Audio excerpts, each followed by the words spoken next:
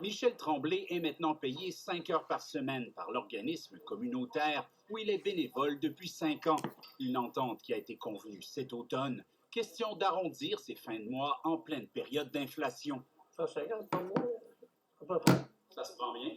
Ben, ça se prend bien, oui, puis ça paye l'essence. Il a des revenus fixes et modestes, comme la majorité des retraités du Québec. Et la hausse du coût de la vie l'oblige à faire des sacrifices. Ça dérange un peu le budget. À un tel point, il faut faire attention. Moins de sorties possibles. Moins de restauration.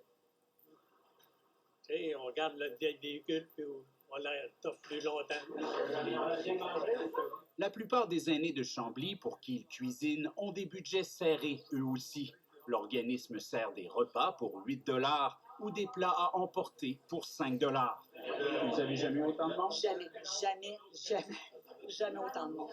On est parti de 6 000 à 8 000 par année de plats qu'on faisait et qu'on livrait ou qu'on vendait ici à 22 000 plats par année. Les difficultés financières vécues à Chambly sont les mêmes dans tout le Québec. Une étude récente indique qu'un aîné sur deux dans la province vivait en 2018 avec moins de 26 574 $ par année, qui est le seuil du revenu viable.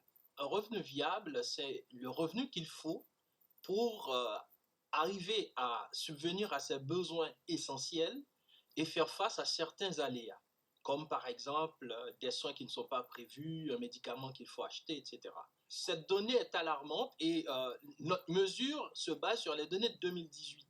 Alors, vous voyez, aujourd'hui, ça doit être encore pire. Michel et sa femme ne gagnent pas le revenu viable, mais au moins ils ont un fonds de pension et ont mis de l'argent de côté en vendant leur maison. Une bénédiction quand arrive le temps des fêtes et ses cadeaux.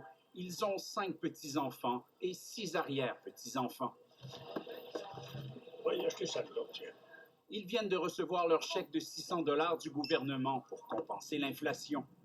C'est un surplus, c'est certain que ça aide à acheter des petits cadeaux. Oui, ça va, hein? J'ai acheté un petit coupé, tu m'avais dit. Marguerite prépare les fêtes un peu différemment cette année et surveille de près les rabais dans les Publisac. C'est sûr, c'est insécure, mais on essaye le plus possible de faire attention. Tous les ans, on reçoit nos enfants, toute la famille. On est une trentaine, quarantaine, là. Fait que je reçois. Mais cette année, on reçoit personne. Pas non plus de petits voyages ou d'escapades. Oh non, oubliez ça, là. Moi, c'est le confort et mes petites affaires normales. Ça finit là. Selon Robertson-Édouard, la très grande majorité des aînés québécois sortiraient de la pauvreté si Québec et Ottawa leur octroyaient 6 milliards de dollars sous forme de crédit d'impôt. Si nous voulons justement prendre soin de nos parents, c'est aujourd'hui qu'il faut commencer à le faire.